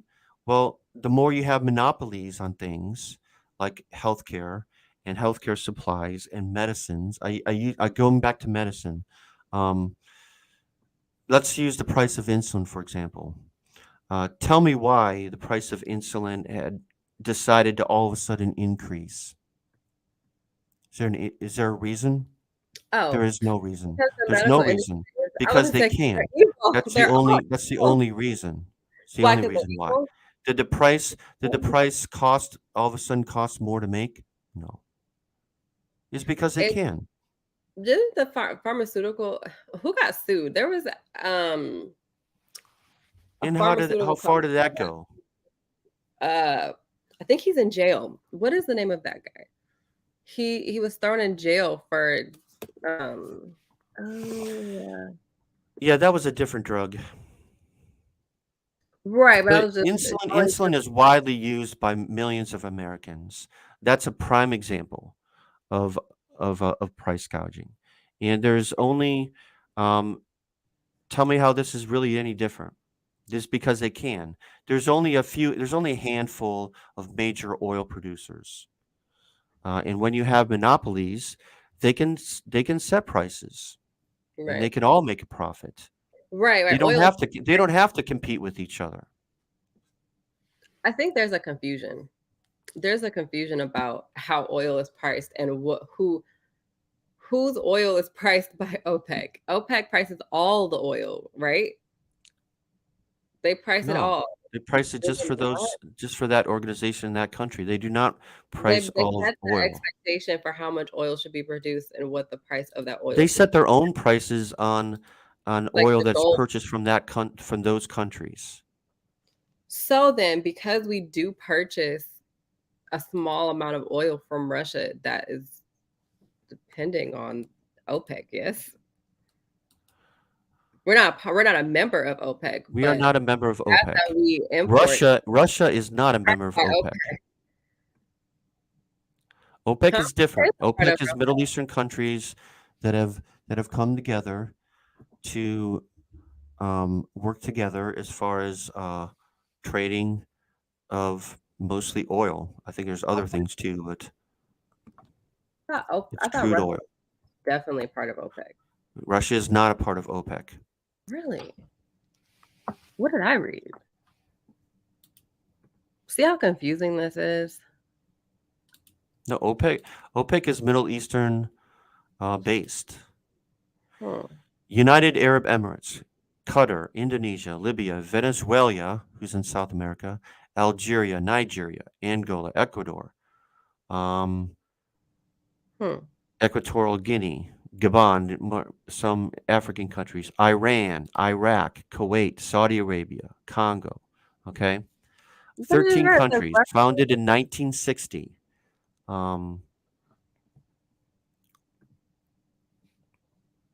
Okay, so did they left OPEC in 2020? Is that what happened? Because this says Russia and Saudi Arabia jointly chair OPEC and are its largest producers. The price war was triggered. Okay. I don't OPEC know. Plus. I know, right? It's so confusing. See how we just turned this into a whole research project? Okay, let's move on. I really got into the camera and everything. Sorry, guys. Is this camera This OPEC is true. was formed OPEC to was formed to counter the U.S. oil. Therefore, why couldn't we go lower? Anyways, we This is produce a lot of interesting. oil. We are the number one producers of oil in this world. We produce most of what we use. Okay, so it's primarily a domestic internal issue. Mm, Okay, now oil produced in foreign countries will have a difference in the price of oil in this country because we are so dependent on oil. We are the number one users of oil. But you can't tell me that it should double or triple in cost. hmm Anyways, let's move on. Unless someone This is has great. disagrees with that statement, we are being price gouged. I am going to do some I'm going to do some searching around and see if we can find someone who works in the oil industry or who works in stocks or something that knows about this stuff. And we should have them on the show and talk about it because this is such a confusing topic. It's so interesting. So Yeah. Ryan Coogler, the director of the great Black Panther movie, working on Black Panther 2 in Atlanta, was arrested because they thought he was trying to rob a bank when he was just trying to withdraw some cash. Let's watch. And now to new video tonight. Black Panther director and Sacramento State's very own Ryan Coogler detained and placed in handcuffs after wrongfully being accused of trying to rob a bank in Atlanta. I stated to the officers that arrested me that had their Glocks out. Yeah, That I was pulling money out of my own account. I understand. According to a police report, a Bank of America employee called police after Coogler passed them a withdrawal slip with a note written on the back looking to take out $12,000 from his account and asking the teller to be discreet with the transaction. Coogler explained to police he was getting the money to pay an employee who prefers to be paid in cash. If I don't write down on a note how much I want out, and then I don't want it ran through the money counter right there at the desk, the whole bank ends up looking at me because they just hearing money going through the account, and I don't feel safe. I don't feel safe getting money out like that. So every time I go to withdraw it, you know, I put the amount, the account I want to take it out of, and I put my own card in. You could not miss these made at Sac State billboards around town when the talented director released the blockbuster movie Black Panther. It was the highest grossing film of all time by an African American director. As a matter of fact, he was in Atlanta shooting the Black Panther sequel when this trip to the bank took a wild turn. Because of the seriousness of the call, we don't just come out, and unfortunately in a situation like that, you don't get the benefit of the doubt. We detain and then we ask questions later. Bank of America released a statement saying, "We deeply regret that this incident occurred. It never should have happened, and we have apologized." Meanwhile, Kugler says he agrees it never should have happened, but Bank of America worked with him and addressed the situation to his satisfaction. He is moving on. What does that mean? What do they mean? They addressed the situation to his satisfaction. It means that they talked to Mr. Kugler, and they have come to an understanding that that he's satisfied with it, and that he either understands or there's no hard feelings. Yeah. So yes. Okay. So I was gonna get into this. I don't understand if his account number was on the withdrawal slip. Why didn't she check first? Exactly. He not only provided his withdrawal slip and with his account number on it, he also provided his ID and his card, his bank card. Which is exactly like what you or I would do, right? Yeah. The only thing, and when you hear, I heard the call that she made. I couldn't find it. I couldn't get it uploaded here, but she was black, and she said he slid the slip under the he slid the deposit slip to me, and he was just acting strange. And he said, and they didn't show the whole body cam footage, but he was actually saying in that body cam footage that they were in the back and like they said okay and everything, and they kept coming out to him reassuring him that his money was on the way. And the whole time they had called the police already. The police came in and they had their guns out on him, and they were like, "Come with me, sir." He was so confused, so shocked. He didn't know what was going on. And I think the biggest problem that I have with the officers is that when he was explaining what was going on to the officers, like he was explaining where his perspective, they tell him, "Well, do you see why we did that? There was a police call for a bank robber, and we came in and do we see why, we did that? So in the future, you can't just write on a slip and slide it." What? Many celebrities do that. Many celebrities write on the withdrawal slip that they want their money counted discreetly. In fact, let me get up the note that he wrote. Interesting. It makes sense. Go ahead. No, you go ahead and comment while I'm bringing this up.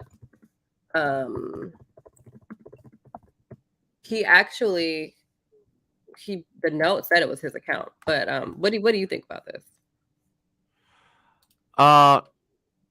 I mean, I think it has to do with racial profiling. It's interesting that the teller was black, the police officers were black, and it still happened to him. There's nothing about him, the way he was dressed or looked, that would distinguish him, and that would be, there's like, oh, this is a guy. He looks like an average guy.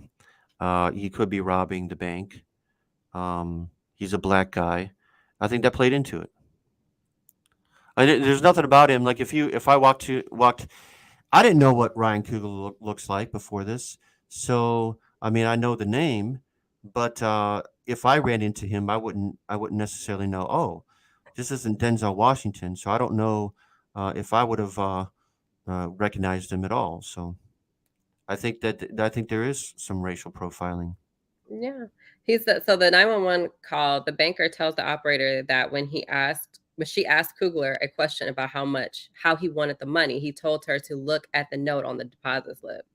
And then she said, "I asked for his ID and he handed me his ID. It's a California ID, but I didn't look at his name because I'm just so like shook up. I don't know what he's trying to do." What? Well, I will You are say this. My dad. trained. Go ahead. No, I was gonna say you're trained. It's not like you just came on the job one day. No, there is a policy. There's protocols. There's a whole training of how to do a deposit and how to do a withdrawal. It's and the bank training is like 2 to 3 months long. So it's not they just throw her out there. She knew there's a process to follow, and he gave her all the information on the deposit slip. It said, "I want to withdraw $12,000 from my own account. Please count the money discreetly." I don't see how that could be. How can that be mistaken as a bank robbery? It's Well, his account. Yeah, I can see why you might jump to that conclusion. My dad worked at a bank. He was a branch manager, and so he dealt with these kinds of things. And according to him, I could walk into any bank, hand the teller a piece of paper that says, "Give me all the money in your drawer," and they would do that and let you walk out with it. Um, then they would hit the alarm, and then you'd have federal charges against you. But they would. So that was a thing. You could walk into the bank and said, give me this cash, give me this amount of money," just writing on a slip of paper. So I guess I could see that No, as a possibility. I I guess, don't but think she there's didn't a she didn't see the name. She didn't look at the ID right. close enough. So that's on her. The thing is, he didn't slide a note that said, "Give me all the money." He gave her his ID, The his the bank account number, card, yeah. account number, how The much he account number. wanted. It's his account. You know what I mean? So I mean, she just literally did not do her job. Like she just said, "I'm getting robbed. There's no other way that this can be a legitimate transaction." And like I understand nerves. I understand getting nervous because you probably have the fear of someone robbing your bank every day. You work at a branch with a lot of money. But Mhm. at the same time, you were trained to do your job and you did not do it. This is an innocent person. If it was I hate to just go straight into this, but honestly, let's just be real. If it was a white man in a suit who handed you that slip, would you have called the police or would you read the slip, took his information, and ran him his money? You Would definitely. I personally? No, I'm saying that's what would have Yeah, happened if that's what should the happen. situation was differently. If the Yeah. situation was different, if he wasn't black, if he didn't have sweats on, if he didn't have his black hat on with his fro underneath and looking like he probably normally does when he's just running errands, then it would have been a different situation. And I feel like that is again, let's go back to it, the conditioning Well, of let's be society. honest. And black If people can look at other black people and have racial biases. Well, let's be honest. If I walked in there with sweatpants and a Mhm. stocking cap, probably people wouldn't think A twice at it. stocking cap. Who had a stocking cap on? Not stocking cap, a winter hat. A winter hat because it's cold outside. You probably would Yeah, have got I of wear that. that all the time. So if I had a hoodie and a pair of jeans or sweatpants, it's a Saturday. Um, I'm wearing. I'm not wearing sweatpants. It's a Saturday, but I do wear sweatpants, and I don't. Sometimes I don't shave. I don't shave every morning. So let's be honest. If I went to the bank, people wouldn't think automatically that I'm a criminal or that I'm No. trying to rob a bank. And she probably would They have just checked your wouldn't. They ID, just your wouldn't. your account number. All she had to do was put his information in and saw that there's millions and millions upon millions of dollars in his account. Probably. And she would I have counted that them discreetly and gave him I his gotta money. be honest, but $12,000, I'd be like, dude, that's a lot of cash. Right, but that is It's a lot of she's in cash. Atlanta. She's in This Atlanta is and she works at Bank of America. She probably has had transactions withdrawing this amount of money before. I can't see really in cash though. That's a lot of cash. I depending mean, on where he especially lives in in this day Atlanta. and age when you could pay. I mean, I pay for 90% of the things that I do with a card, Mhm. with either a debit card or a credit card, where I can get credit for my daughter's education. Um, and we mostly pay it off every month, most of the time. So, to be honest, I never have more than $200 in my wallet ever, ever. Well, So if he was that's to checking your me, messages. I'm like, wow, that's a lot of cash. I'd have to. I don't. I know she's a bank teller, and you probably see all kinds of things, but I'd be nervous carrying. I get nervous carrying around more than $100 usually in my wallet. That's just me. So I it would raise see. I would raise my eyebrow and say, well, I don't care who you are. $12,000 is a lot of cash. It because you can pay in so many different ways nowadays. Well, I used to work at PNC. I was in a call center though, and I did Okay. transfers all the time. It was never over ten thousand Yeah, but dollars. it's always Hard electronic. money transfers, right? It's electronic, but it's like you work at a bank with. I mean, so for her, let's just say like she Yeah, works how much? in Bank of America in Atlanta, do you know how many celebrities? T.I. lives in Atlanta. Okay. Tyler Perry, a billionaire, lives in Atlanta. I'm sure someone does his banking for him, you know? So she's seen large amounts of money, depending on how long she's been there. She's probably seen large amounts of money come in and out of the bank. My only issue with that I take with her was that if you would have read the slip, which she clearly did, checked his information, all of this could have been avoided. But that's racism. I'm sorry, but even if she's black, she's still a It part of is. It the system. is. What she Oh, did it was is definitely. AF. It was racist. Okay, like there's no way to get around that. The fact that it was, and you know what? It was crazy. I never even considered her race when I first got this. When I first heard the story, I didn't consider if she Did you was white, assume that the black, teller was Asian, white? anything. No, I didn't consider I did not consider her race at all. All I considered in my head was, oh, they did that to him because he's black. Yeah. It didn't matter what race the other person was because we know that what was done I to think him it was does. racist. And it could have been, I think it does well, matter. I mean, you have to think about even black police officers that Even are black rated police officers for, profile. yeah, it's a racial profile. She looked at him, she saw what he was wearing, she saw his afro, she saw he was black, and she just assumed she was about to get robbed. Like I said, if it was any other, if it was an Asian man, if it was a white man, if it was, if it was a green, purple, blue man, she would have never had this assumption that she was getting robbed. She would have just read the No, note, ran the information, and then ran him his money and went about her day. I exactly. think that is just, seeing the story and then hearing her talk on the phone was so discouraging because I could hear in her voice that I'm just like, she didn't even bother. She didn't even bother to check his credentials. Like she didn't like check my resume. Like I'm the producer for Black Panther, Creed. Hello. And he told them, he said, he told the officers, you are going to regret this. I take issue with the officers as well. They didn't even question him. They didn't even give him a chance. They arrested him, pointed guns at him, didn't tell him what was going on, got him out the bank, and put him in a police car in handcuffs. And they arrested who was in the car with him. They arrested people from his entourage that were with him. What's Really? crazy? Yes, if a person has an entourage, they can afford an What is entourage. like his driver? Yeah. Like his driver, the driver. Oh, you must have been the getaway driver. I think Step out of the car, sir. Like, come on. Well, not Wow. the driver. I just want I to think they say, arrested the driver and the assistant that was in the car. The man. money he was I taken just out for a medical purpose. The person who was a medical aid at his house prefers to get paid in cash. So Oh, every okay. So with now the multiple, so that's more of the story. I yeah, get it. So the that's multiple, why we were doing this big withdrawal. Oh, yeah.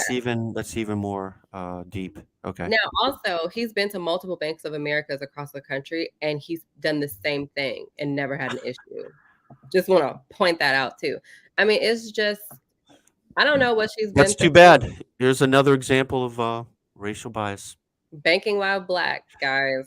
We got a bunch of things while black.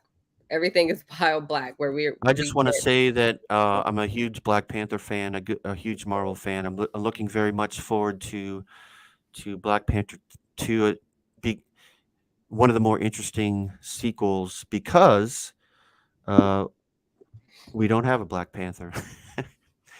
uh, Yeah.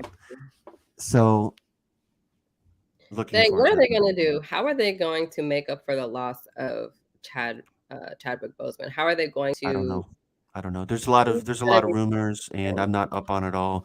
But I did see that Shuri was thought about being made queen. Then they had the little blow up with COVID mandates and things, and she fell out of favor with the Mouse House of Disney. And then they were Oh, talking about trying to think of the actor's name. Who's the actor, the rival tribe, the mountain tribe? well, Trying to think M'Baku. of M'Baku.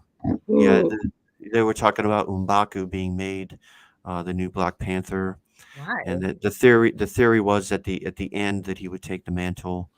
I think there'll I be don't like some that. internal politics and things that they'll focus on in Black Panther too, and it'll be exciting. It'll be good because it's Marvel, and they did Yeah. such a good job with the original. I think they couldn't help but do the same formula, and it would be a good movie. But it'll be Just interesting because I have no idea. I just want to give you guys a few titles from Ryan Coogler. Black Panther, Wakanda, Black Panda, Wakanda Forever, which is coming out this year. Creed, Fruitvale Station. If you've never seen Fruitvale Station, and you probably should see it. It's a good movie. Very sad. That was one of the more critically acclaimed movies. Yeah. Yeah. Creed 2, Creed 3, it's coming out this year. Judas and the Black Messiah, Space Jam. That was another. That was Promise. Judas and the Black Messiah. By the way, another very critically acclaimed movie. Okay, y'all. Keep going. Space Jam: New Legacy. Those are the known ones that have been in theaters and everything. I mean, a lot of movies, guys, and some of the biggest movies that have hit the scene. Space Jam was such a big movie with LeBron James. Such a big movie. Judas and the Black I guess Messiah. it didn't do very well in the box office, but Did it not? I don't think so. I don't think didn't check you the did. box office The new numbers. one, I didn't even see the new one because It's so good. I heard that it wasn't very good. So Okay, it's good if you have like Logan loved it. My daughter's 3. She was like, "Did you see that? She had a slam and a dunk. Did you see it?" She was very interested in that movie. So Creed is coming out. I'll have all the Creed movies. And Black Panther. I mean, I didn't see. I didn't to see. the new Black Panther. You didn't see any of the Creeds? I did not. Oh, I you got know. I'm. them. They're really good. If you liked Rocky, you'll like Creed. Rocky isn't. I wanted to see it. There's a lot of movies that I wanted to see that came out on HBO and that aren't on my streaming services that I just didn't see. So like the Williams sister movie, I didn't see that yet because I don't have HBO. It's not on Netflix at all. So there's a lot of movies that I didn't see. I didn't see in the theater. The only movie I saw at the theater was Spider-Man. It's expensive for the 4 of us to go to the theater, so that we only see like the things that are like theater movies, like action kind of stuff, like the stuff that's more serious that I do want to see. I typically don't go to the theater to see even though it's a good movie. So I need in this there needs to be a new way to view movies, unless it's going to go back to I don't know if it'll go back to the way it used to, but anyways, to make a long story short, I haven't seen a lot of the movies I wanted to see. I have not been to the movies in 2 years. Yeah, see, you're not alone. There's a lot of probably won't be going back because I've saved a lot of money not going to the movies. The movies are expensive. It's crazy. Yeah, they are. I don't even like people that much to sit next to them and watch a movie for 2 hours. Oh, there's somebody, sometimes people annoy me in the movie. We went to the movies this one time, and there were these people that were just like, they looked like they were there just hanging out. And I'm like, are you here to watch the movie? It's like they're just like on their phones and they're talking like back and forth to each other. I'm like, what are you doing? Been there. I can understand like you're like loud and you're like talking about the movie or but they weren't even doing that. I don't know. It was what. You know what I was gonna say? I actually just criticized the person that I criticized myself just now because I'm that person in the suspense movies and the scary movies that's like, don't go in there, don't go in the closet, don't go. Like I'm that person. Like I'm definitely a TV killer. So it's actually a good thing that I haven't been in the movies. Have you ever seen Scary Movie and the woman with the braids? She's like, oh, that's some scary stuff, and they all like attack. Do you remember that on Scary Movie? Did you ever see? No. I didn't see that. I didn't see it. Oh, wait. She was talking in the movie theater, and she was like the only Black person in the movie theater, and she was like screaming at the movies, and like all the white people got mad and started like stabbing her. I'm her. Sorry. So I looked up while we're talking here. I looked up oil production in the United States. This is according to The Hill. According to this, and this was put out just this week, March 9th. So according to this, Russia accounted for 3% of U.S. foreign imports of crude oil and only about 1% of U.S. supply overall. 35% of U.S. supply comes from international partners compared to about 65% produced domestically. So there you go. Okay, cool. Thank you for those facts because I think a lot of people, what else I think a lot of people misunderstand oil. When we say the cost of oil, it's not just gas, y'all. Like we use oil for everything. Everything. We use oil for. So your heating, your electricity, like all of that, oil. So I think people are misunderstanding what, like, if you heat your houses, like if you're using heat, you're using oil. So I think people are just not understanding that it's not just gas prices. It's everything. We use oil for a lot of stuff. So So yep. we So wanted that was to. You have some homework to do, so you should go get busy. thanks. Yes, I do. Shout out to Central State University. So, what's your bottom line for today? I wanna pray for peace, and I want to, you know,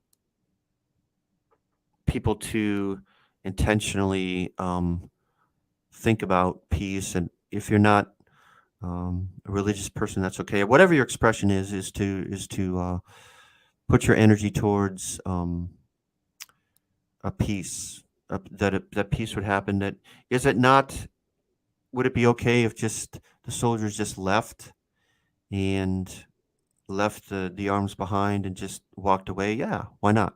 Why can't that happen? Why can't we just stop? Why can't it just stop? As radical as that would be, um, that's what I would like to um, people to think about. Um, that's it. That's all. So this is probably the shortest bottom line I've ever had. Hmm.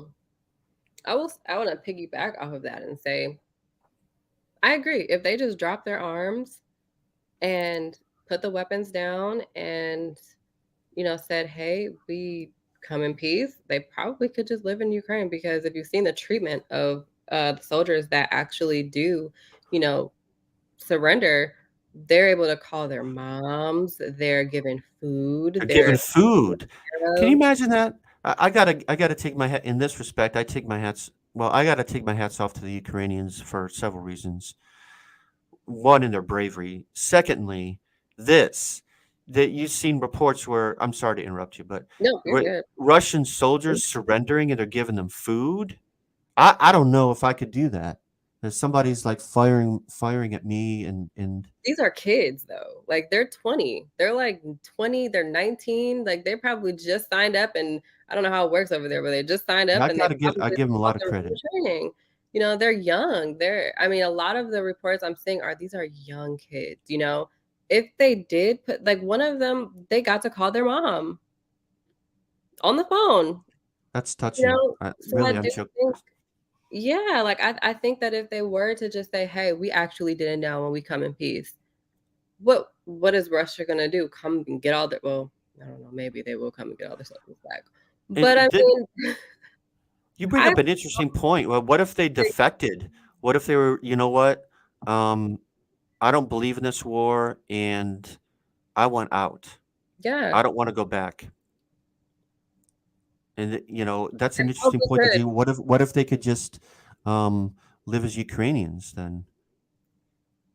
Pretty Could you much imagine what like they if you're like in the middle age and you're like my age, like 50, and you're like, how did you get to be in Ukraine? It's like, well, I was a Russian soldier, and in 2022 we invaded, and I realized how wrong I was, and the sort of the things we were being made to do, and I decided just not to go back. I stayed.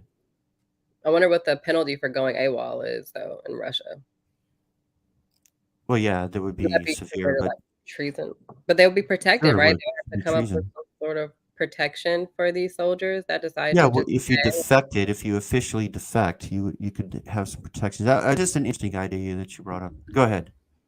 Yeah, I feel like if they were to all just stand together and do that, which is unlikely, they're probably scared, to go against their government. But I mean, if they did stop, I think Ukraine would be open to them. From what I've seen, I don't know.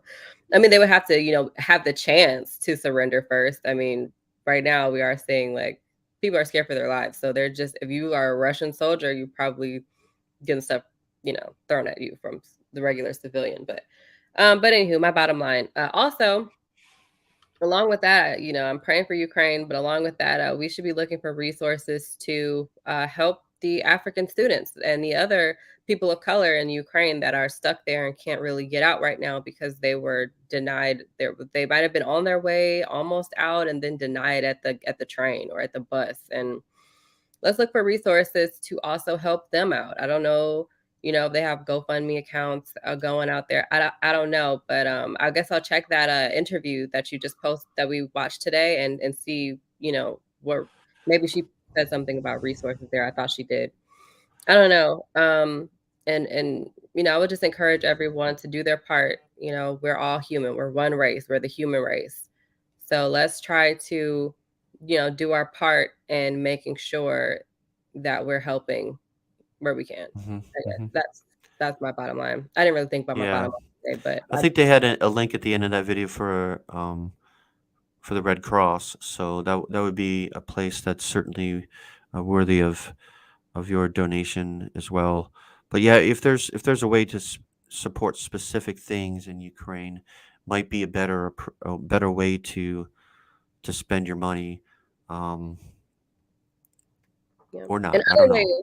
other ways you can support Ukraine. Last week we talked about this a little bit, but if you go onto Airbnb and you're looking Airbnb, you can pay Yeah, for a stay and not actually go, but yeah, that could go to helping that business owner, and also could go to helping provide room and board for someone who needs it. So yeah, you could always, do that. That's a great way to support the local businesses. The money goes straight to the people instead of going through, different channels. They go straight to them. So that might be something to think about. That's excellent, it. good stuff. All Well, right. take care, everyone out there, and take care of you and your families, and peace to you. And thanks for doing this with me this morning, Bria. Thank you for having me on, Darren. Everyone have a great weekend. Okay, I'm gonna go ahead and click off. I don't understand. So normally when Lamar's on the show, I have this up already, ready to go. I don't know why I didn't have it today. But see you next week, Darren.